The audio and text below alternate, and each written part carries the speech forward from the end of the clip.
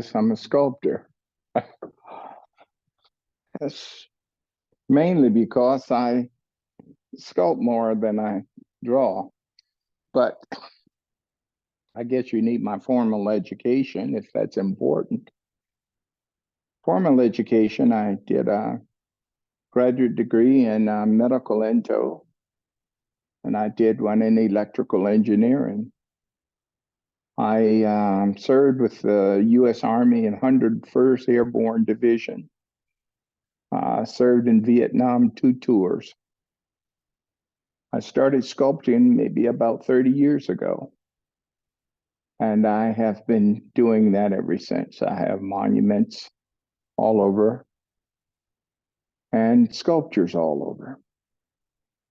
I think that introduction, National Park, and the other places I have pieces has already been introduced.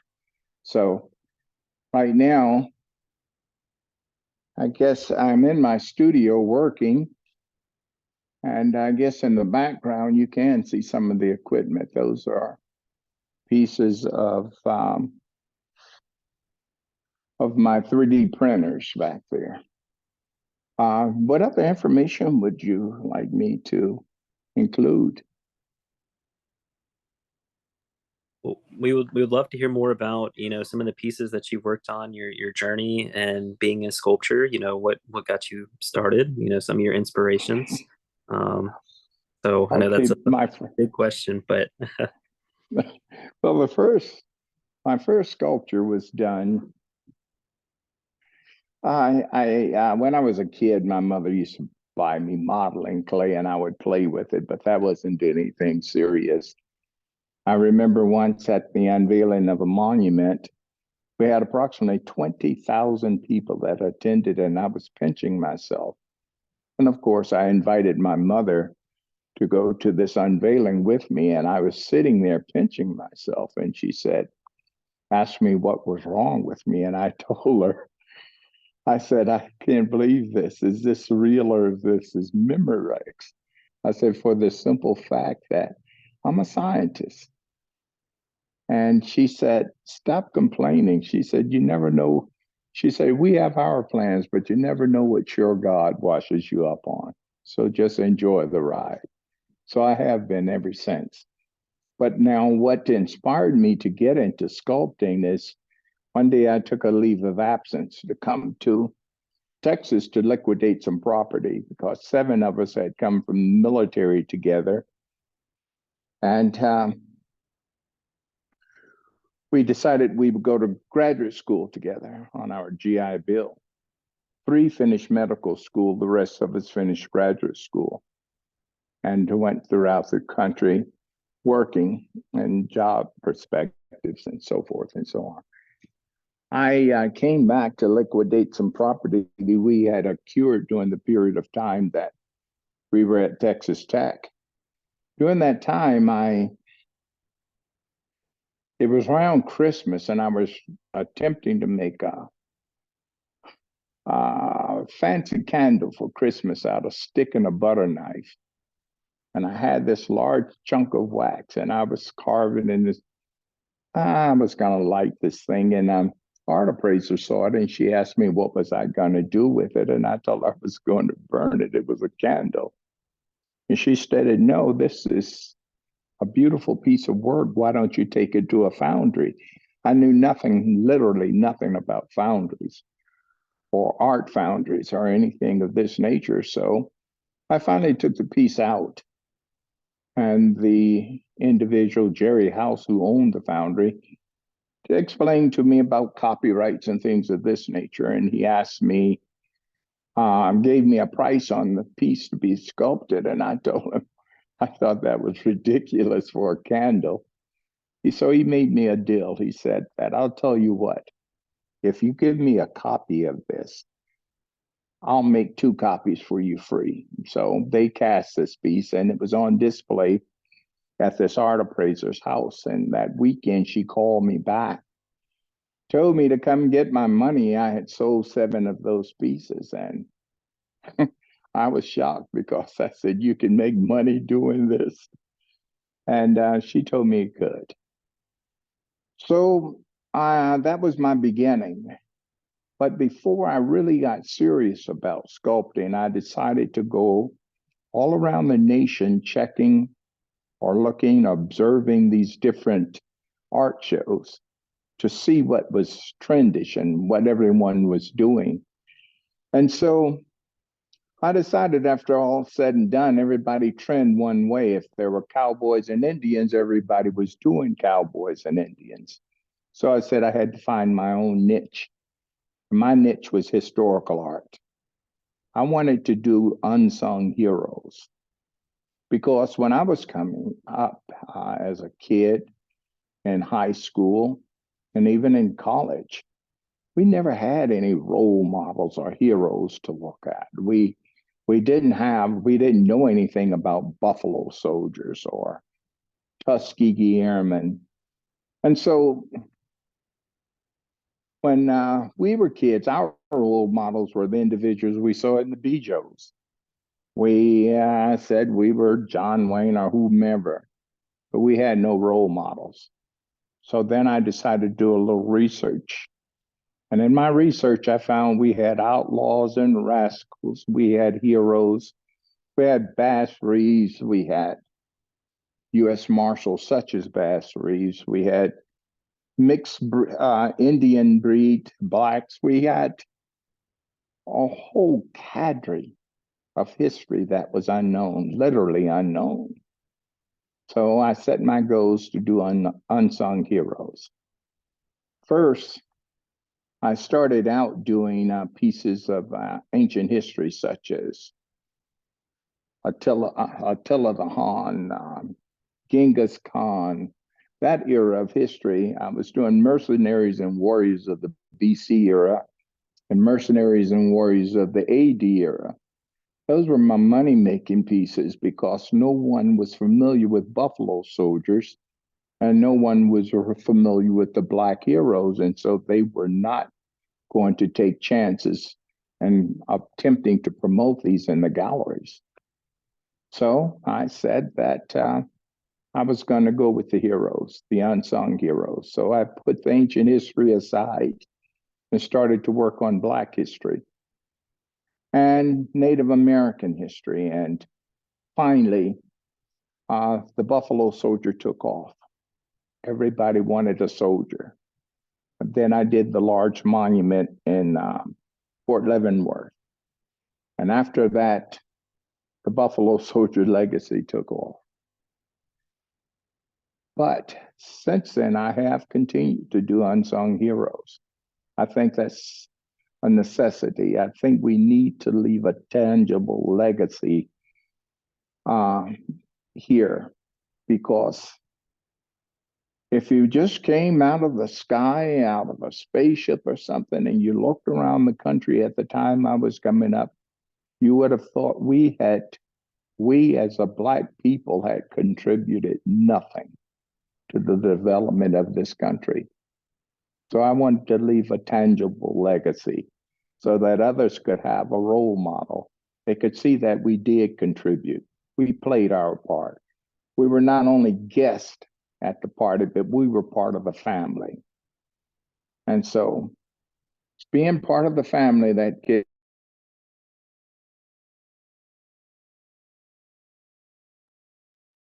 never say that you're a minority. When I speak with the kids, Black kids, Hispanic kids, I ask them, how many in here are minorities? And you'll see them all raise their hands. And I tell them, never say you're a minority. You are an American. And I said, if you're an American, you are part of the American family. You're not a minority. You are American. And once an individual stops visualizing or feeling that he is a part of something, then I think he would strive harder if he knows that he is the family. He is part of the family. He's not a. So that is one of the things I emphasize when I speak to students, college, or adults. That is the emphasis that I put on anything that I say, that we are this country. Questions?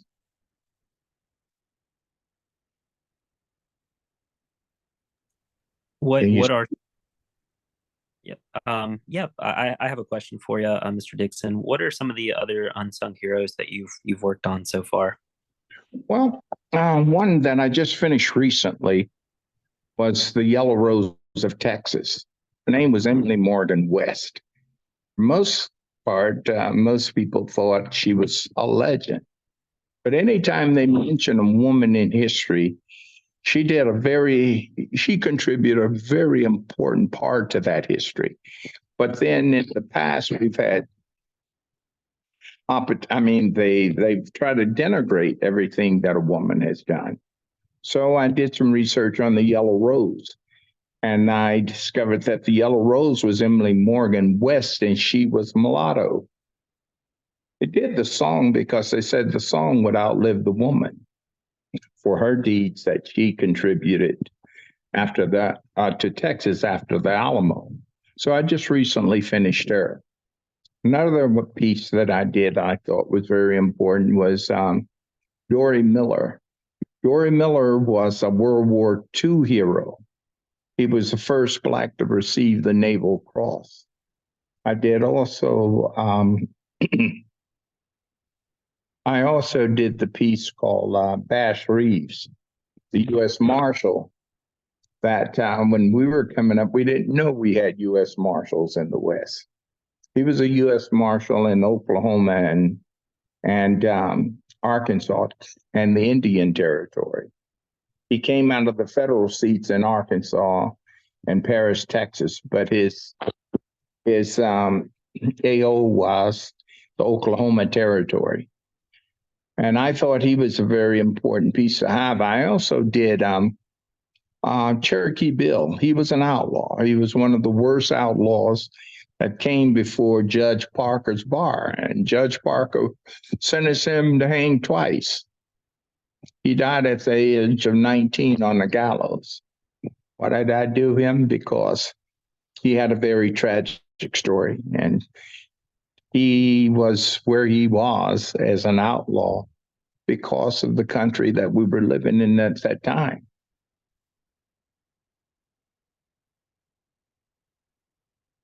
Oh, I also did Henry Flipper.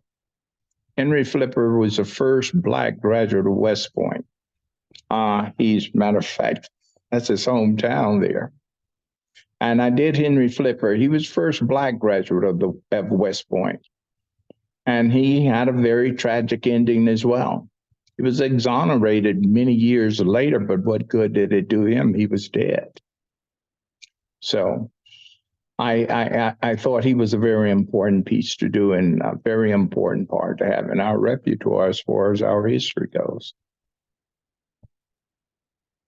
Just as a note for everyone, I've put a link in the chat so that you can see some of Mr. Dixon's work as we're talking here, so that you can actually see some of these amazing sculptures. Well, yeah, I thought Henry Flipper was very important, and I thought he played a part. I did also Eugene Bullard. Eugene Bullard was, when I was thinking about pilots in World War II, and we were young, we were kids after World War II, we thought, well, we didn't think there were any Black pilots, but then there were Tuskegee Airmen. As I researched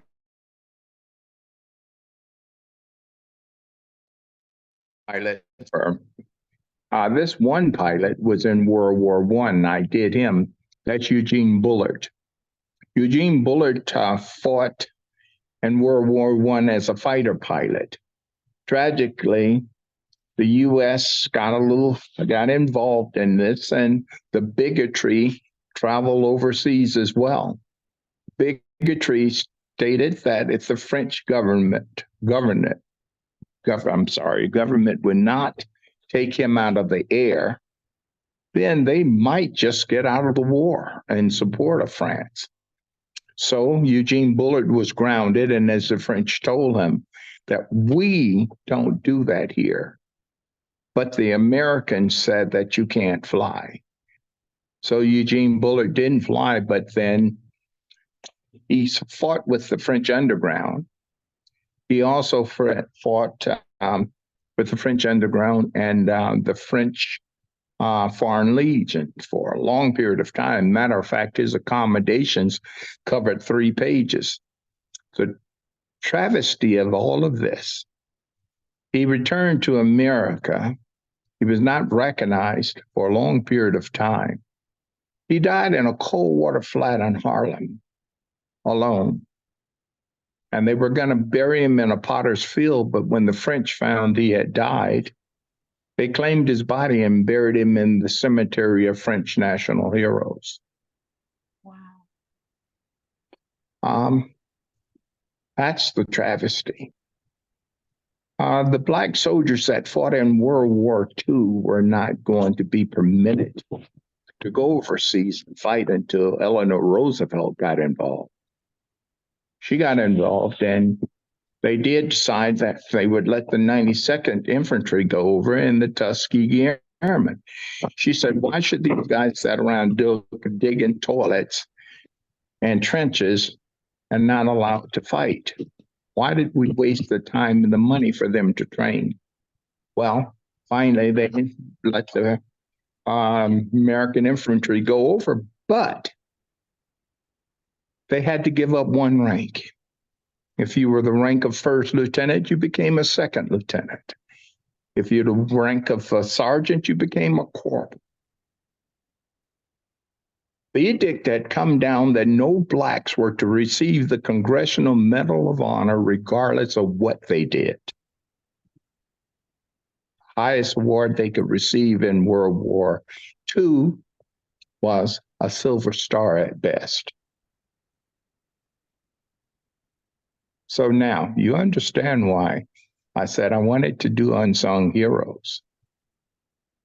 I wanted to bring light and emphasis on the things that we have done and what we did contribute to America.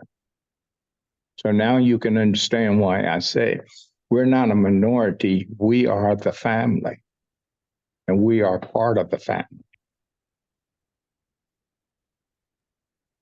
Mr. Dixon, I wonder, you've spent so much of your time doing this kind of recovery work, representing instances where people who were in the military were mistreated in the military.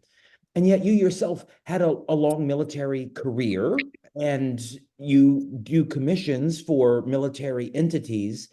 What is your relationship with the military like today? And did you experience any of those things while you were in it? Well, unfortunately, when I was in the military, things had changed drastically. And I'll be honest with you, and I know it might sound a little strange because of many of the guys that I guess that were at base camp or doing that wasn't in the field, they might have experienced a lot of these things. But when I was in the military, we had a camaraderie. There was not but one color, and that was jungle green. We had a camaraderie that lasted a lifetime. All the individuals that we came back together and we went to graduate school together, we've still been friends, and we're friends over all the years. A few died, and those that have survived, we still stay in touch with each other. There was a camaraderie over there. And I think that was because individuals that were in the field fighting are individuals that didn't have a lot of time on their hands. And they knew they had to band together, a band of brothers, for the simple fact that we had a common enemy. Now, in Iraq and Desert Storm, I don't know what the relationship was there, but I know the relationship that I had in the military. It was great. I didn't experience any of these things. Maybe it's because where I was in I Corps, up there in the middle of all the mess. And we knew we had to depend on each other.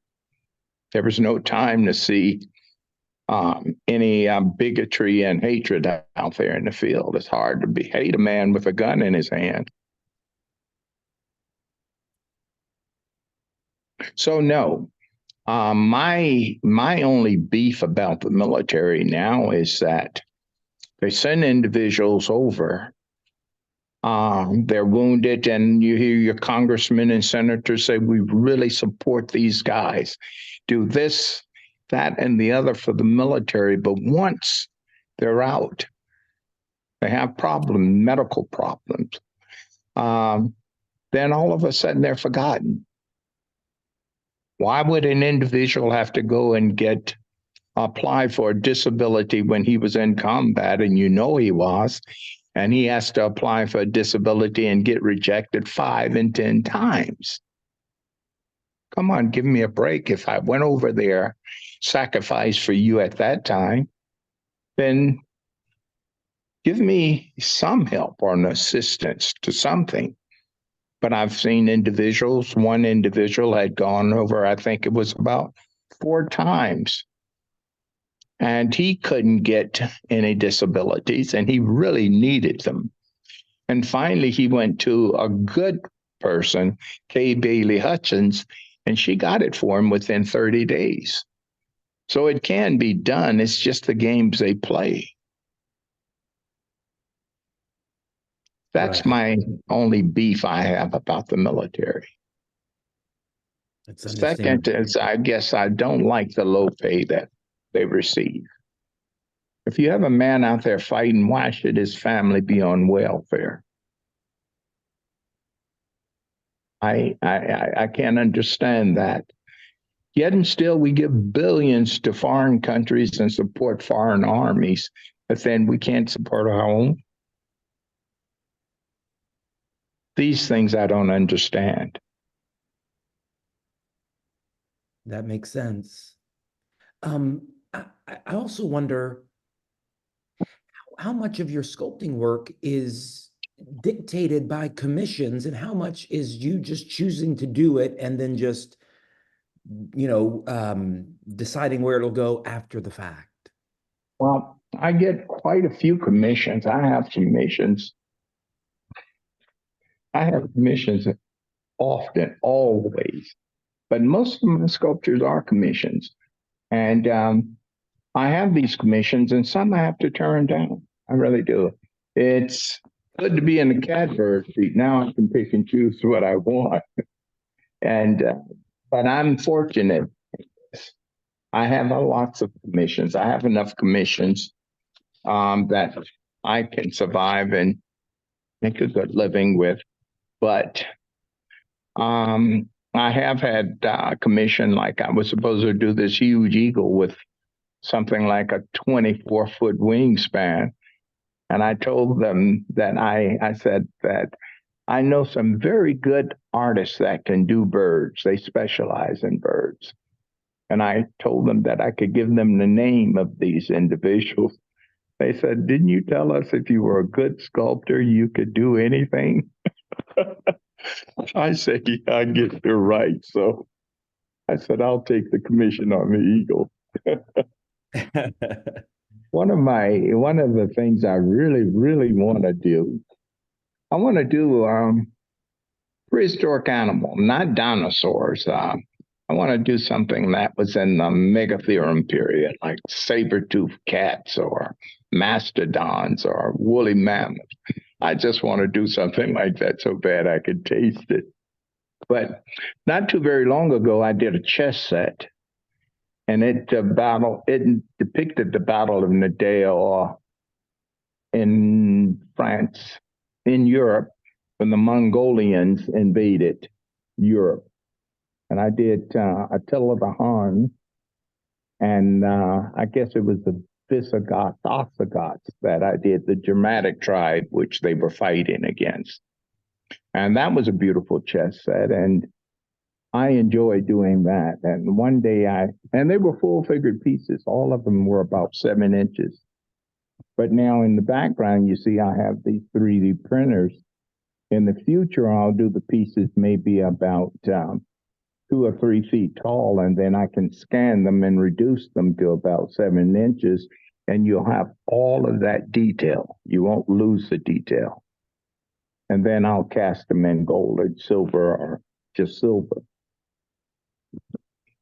The last set I did, why I enjoyed it so much, the board was made out of petrified wood and petrified palm. The board itself could have stood alone as a coffee table. It was a beautiful board. It weighed a ton, but it was beautiful. The chess set was made of 99.9 fine silver and 24 karat gold. It's a beautiful piece. The crowns and the queens and kings were emeralds, rubies, and sapphires. I enjoyed it because it was a piece of history. Mr. Dixon, where is that piece now? It was sold. It was sold to, I think the agent sold it to Tiffany's before Japan bought Tiffany's. They said that usually you don't follow up with pieces from agents because they have so many pieces going. But this particular time, I think they said it went to Arabia.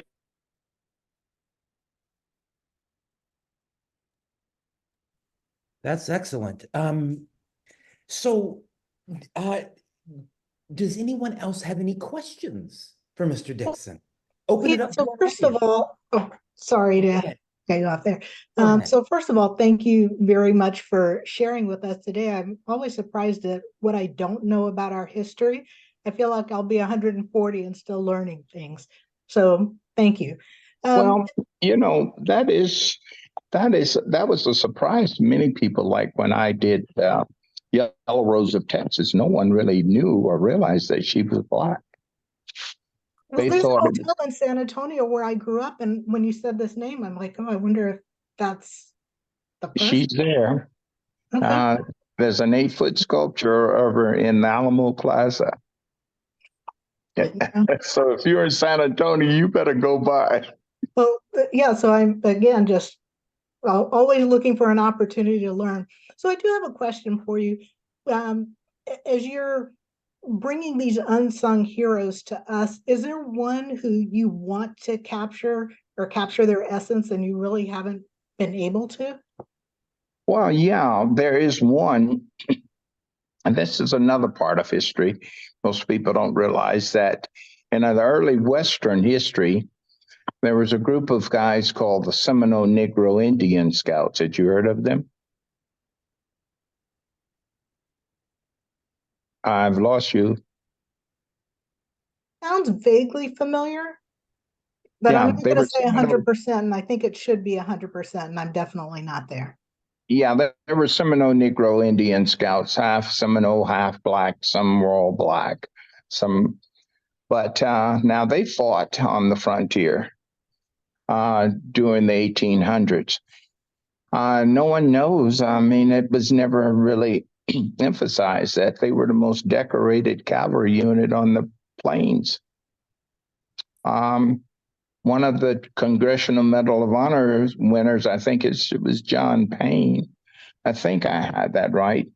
He was at a dance, and they had promised them all of this land in Texas. And after the Indian Wars were over, then they decided they wanted that land because they had a Sweetwater spring there. And so they sent the Kingfisher gang, was commissioned by the governor, would you believe, to get rid of all of these Indians. And one of the Congressional Medal of Honor winners was at a dance down there in Clarksville, Texas, and he shot him in the back with a shotgun, so close that it set his clothes on fire. Yeah, those individuals that I think that need to be recognized. They still meet once a year down there in Clarksville, and they have their reunion, but they're not recognizing the Seminole Cemetery is down there, and they've taken care of it all these years. And I was thinking, one of these days, if I have time, I'll try to contact the governor and see if the state will put a monument up there. I was supposed to do Pancho Villa. And when I was I was commissioned by the National Park Service to do Pancho Villa. But the people down in that area were so angry. The whites didn't want Pancho Villa anywhere around because they said he was an outlaw. But see, that shows we don't know the history. Pancho Villa was not an outlaw originally. He was working for the American government. But then when they deceived him, tired of him, what did? They villainized him. They put a tag on him and they hunted him down. We do that quite often.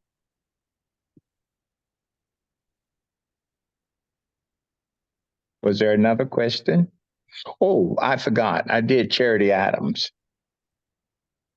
She was the highest ranking female in World War II. Black. No one knew about her.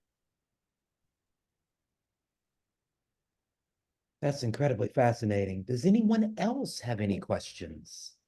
Yes, sir. Mr. Wilson.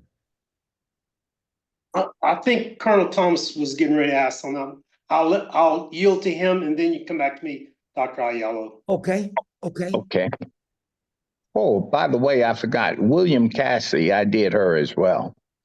William Cassie was the first, they call her a Buffalo Soldier, but actually she was garrison duty in the frontier army.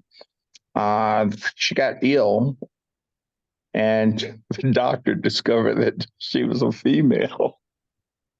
She worked on Soap Suds Row and she could pass as a man, I guess because of her slight build. And she passed as a man and she did a role as a soldier. They called her Buffalo Soldier, but actually she was infantry. And she was ill and they discovered that it was a female rather than a male and they put her out of the service. I did her as well. I thought she had a very interesting story.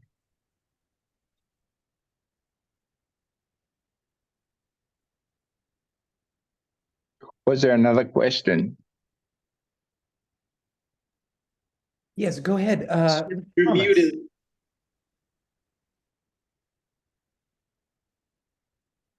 I think somebody's. Mr. Thomas, you're muted. I think so. I'm not hearing him. We'll get it fixed in just a second here. Okay, can you hear me now? Absolutely. I hear you now. All right, how you doing, my friend? No. No. You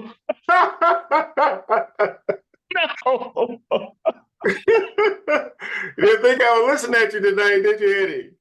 This is friendship by ambush. Yeah. Well, I'm just gonna keep you on track, Eddie. I just had two questions. Tell you something. You guys don't realize it, but Nate was my best support. He was my best support with everything we did down there. Thank you we had a lot again, of Nate. fun, didn't we? Thanks again. You've always looked out. It's great to see you. Same here. I just got two questions for you, Eddie. They're pretty simple. Is the 3D equipment you're using, is that cost effective? Does it work better? I know it takes less time, but how does that work for you? And the second part of that is, are you mentoring anyone as we age, to take up the pathway and follow what we're trying to do? A funny story with that. I had some kids over that time. I was mentoring. I came back to the studio and all my tools were gone. I guess they decided they would go out on their own. So the mentor and mentees kind of got on a bad foot, but now The 3D printer, Nate, you know, when we did that monument and the model that you had, and I had to re-sculpt that. Mm-hmm. You know, I had to sculpt the monument in miniature. Yeah. But now with the 3D printer, I could have scanned the big monument and could have scanned it and made an exact duplicate of it in a resin printer. I could have made an exact duplicate of it. Then I make a mold on it, send it to the foundry, and they cast it in bronze. Oh, okay. And it's a lot quicker and it's a lot more precise. Yeah. Okay. Okay. And so I love the 3D printer, Good. but it was a learning curve. I'm sure. I'm sure. Well, I got just finished your sculpture down at Bass Reeves. I went and took pictures of it in different sections and different details. And then overall, I just saw the magnificent piece that you did there. And the conversation was kind of interesting because people said, well, who did this? You know, because there's a big thing plaque at the end says Eddie Dixon, but I guess people don't read too well. But the other part of that is that it's a magnificent portrayal of Bass Reeves, and everyone I've shown it to want to know where it's at. This is the one that's in Arkansas, and so it's paying dividends. And now they come out with the movie Bass Reeves, so that probably would enhance it, hopefully, anyway. But that was the wrong guy to play that part. I know. That was the wrong guy to play that. I know. But you know, sometimes we have to pick it up and say, hey, at least they watched the movie. That's true. I had I don't know. I'd say when we were there was a guy called the author of the book called Bass Reeves. So the author of the book, Art did this book, and he did one called Red, Black, and Deadly. And he also did this one on Bass Reeves.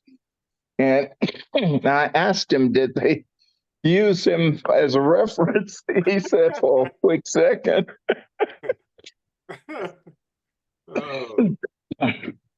But he was also there at Leavenworth when we were there. Right.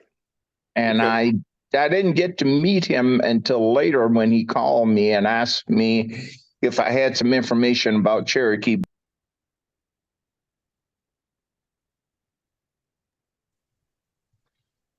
But yeah, I like Bass Reeves. Yeah, I do too.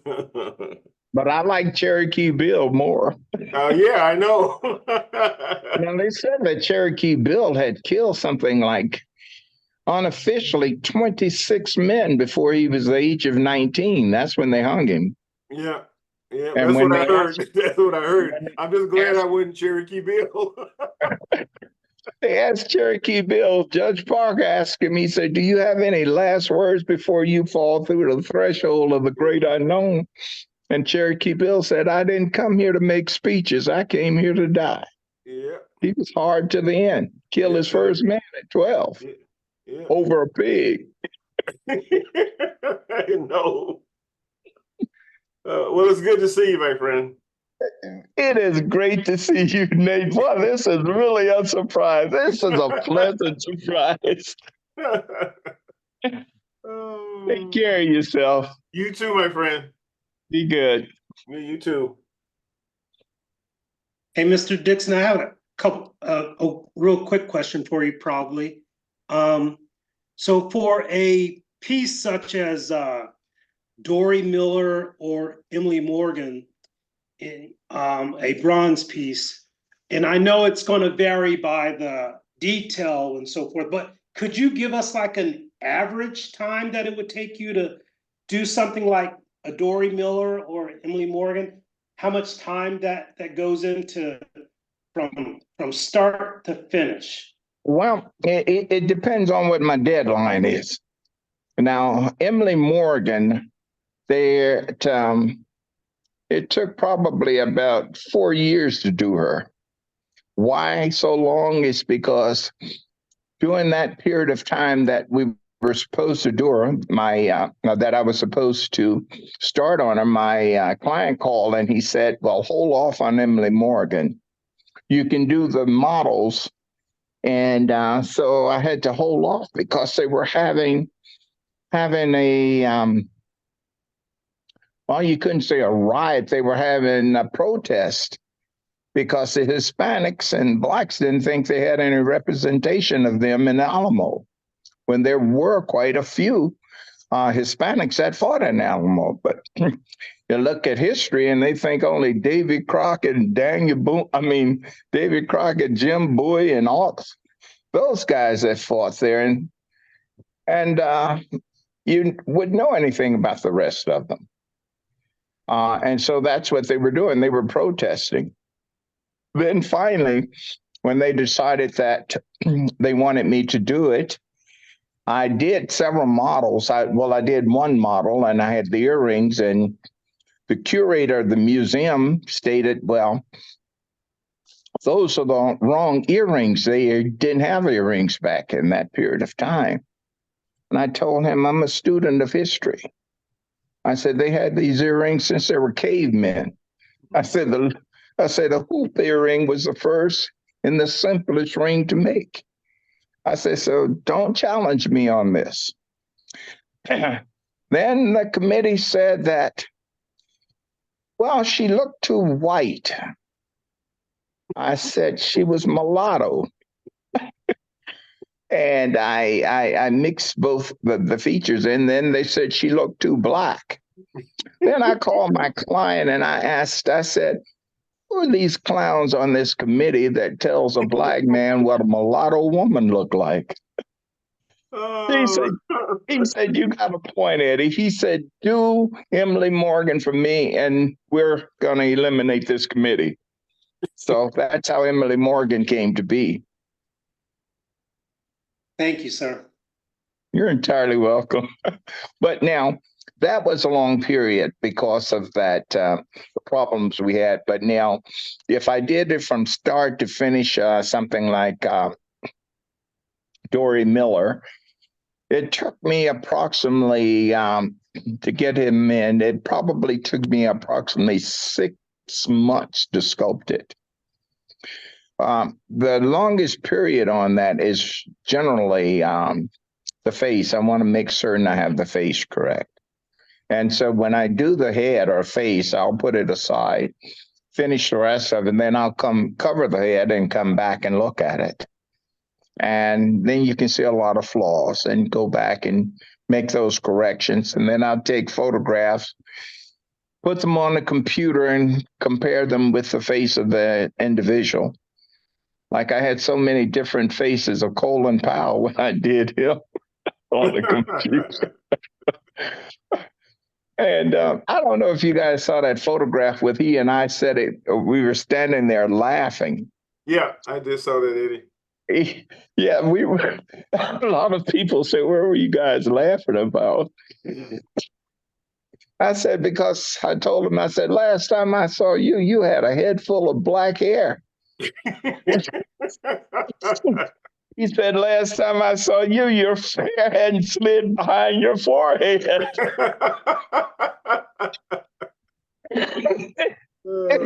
That's what we were laughing about in that photograph. But I enjoyed doing him. But you know, Nate, he and I stayed in touch from ever since that Buffalo Soldier unveiling. Yeah. He stayed in touch with me. Good. Yeah, I wrote him consistently letters. I didn't hear back from him. So I just figured he was busy doing other things. Or he may not want to go back and pick up those memories. But it was okay. If you notice, I still have that cough, huh? Yeah. I still have my cough. I hear that. I was going to ask you about that. What's going on there, Eddie? It's still at Agent Orange. Okay. It just never goes away. It's a gift that keep on giving. Yeah, it does. Did you know General Gordon? Yes, I do. I was talking to Gordon, and Gordon is he has cancer from his. I know. In fact, I visited with him about 5 years ago. Yeah, He had married one of the Buffalo Soldiers' daughters, and so we stayed in contact that way because they lived in Minneapolis, and so did I at the time. So we right. stayed in contact, and I still have his address here in Georgia, where he's at now. Yeah, I talked with him the other day. I stay in touch with him. Yeah. Are they doing anything for your Agent Orange at all? No, Okay. Yeah. except denying me. Oh yeah, I know that. I know that pathway. Been there, done that. Yeah, well, my brother called and, he was UDTs in the service. Yeah. And he called and asked, he said, are you still pushing that to get a disability? I said, nah. I said, I'm not worried about that. I said, it's not like I have to have it. Yeah. And I go to civilian doctors anyway because military lied to me. I know. I understand. I understand that part of it. They had my best interests at heart. They sure did. At least they didn't tell you were never there, Eddie. They told me Yeah, but some of them they told that. Yeah. Some of them they told that. Yeah. So I told him I can't have this lung disease. I never had it before I left, but when I came back, thanks to you guys, I have all kinds of disease. You're not kidding. When I was working on my degree in electrical engineering, Yeah. I couldn't even walk across the campus Really? to get to my classes on time. And my professors just said, I'll give you a syllabus or whatever. When you get here, I'll have something set up for you. He said, but if you can't make it to class, they told me if I couldn't make it, whatever, just get there, pick up the syllabus. And they understood. Mm-hmm. And all at the same time, Uncle Sam was saying, there's nothing wrong. Yeah, I know. So as long as you can walk, you're okay. Yeah, well, they told Charles the same thing. Yeah. And the one I mentioned, K. Bailey Hutchison, they told him the same thing. And he got a hearing with them, with the board. Yeah. And they told him, they said, Mr. Devine, we can't find any indication that you were exposed to Agent Orange. He said, that's strange. He said, I flew the planes that sprayed it.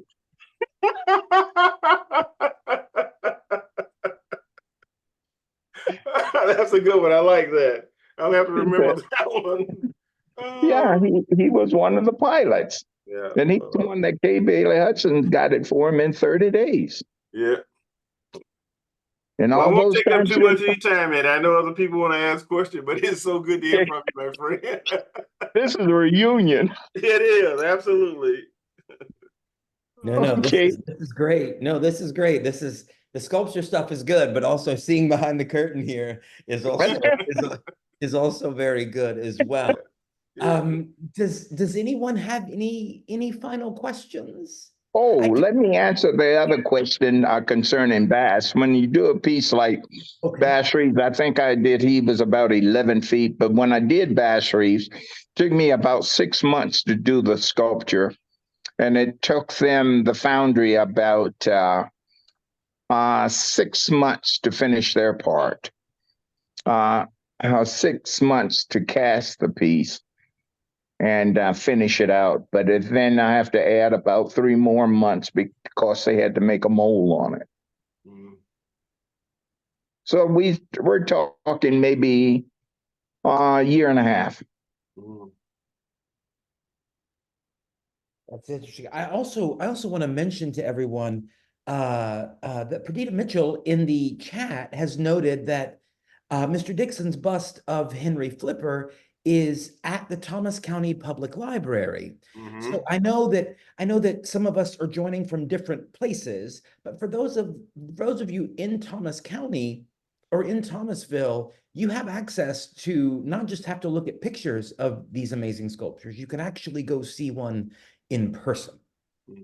Now, there's one also in Thomasville, and there's one in Fort Leavenworth, and there's one in a national park as well.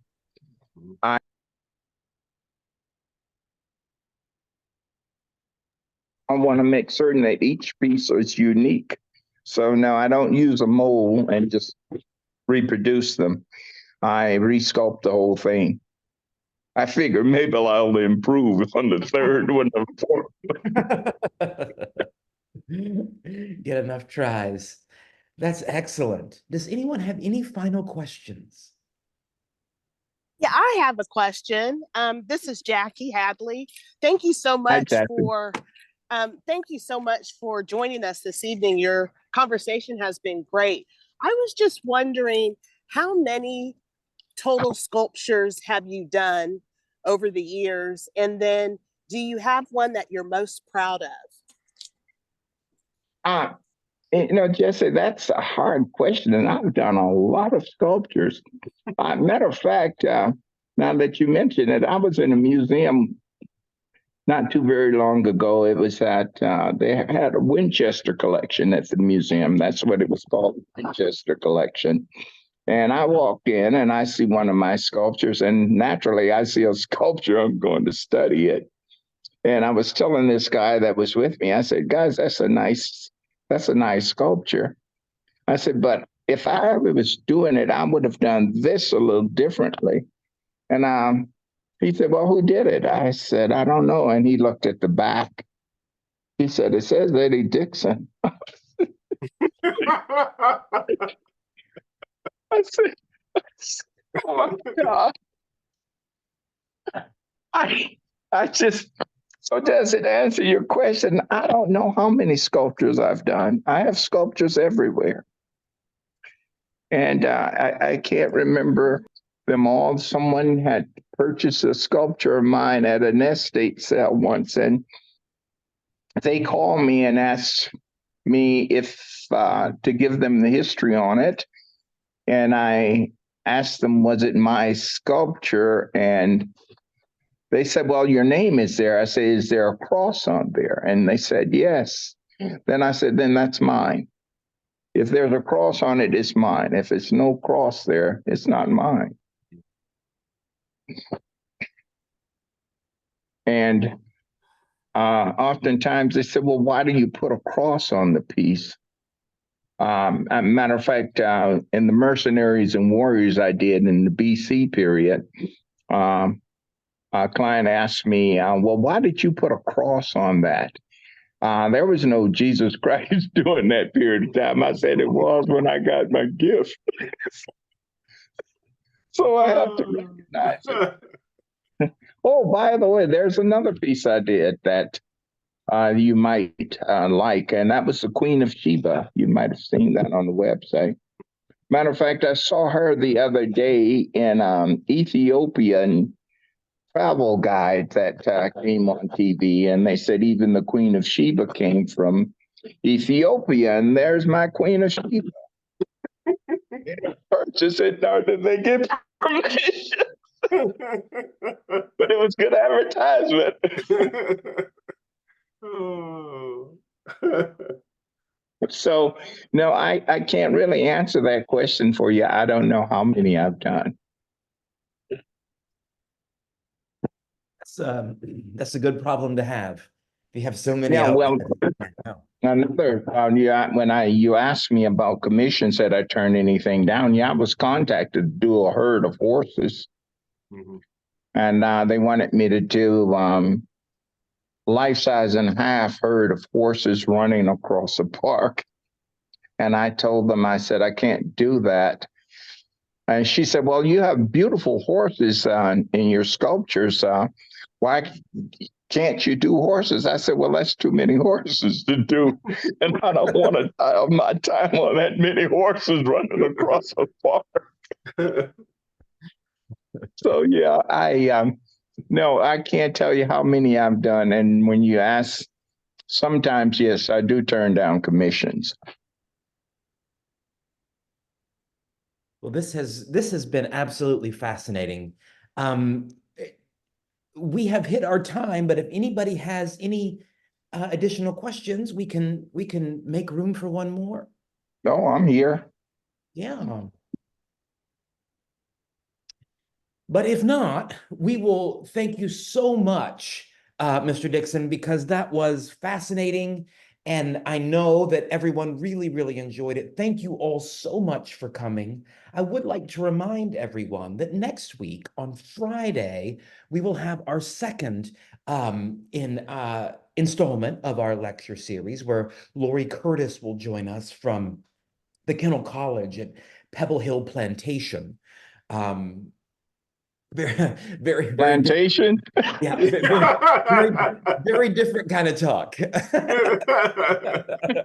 Plantation? We're gonna have a representative from a plantation. So it's going to be a little bit different. But certainly we will continue this next week. I encourage you all to go to Mr. Dixon's website to check out his amazing art. Thank you again so much for joining us. I hope you guys have a great night, and I hope to see you next week. Thank you very much.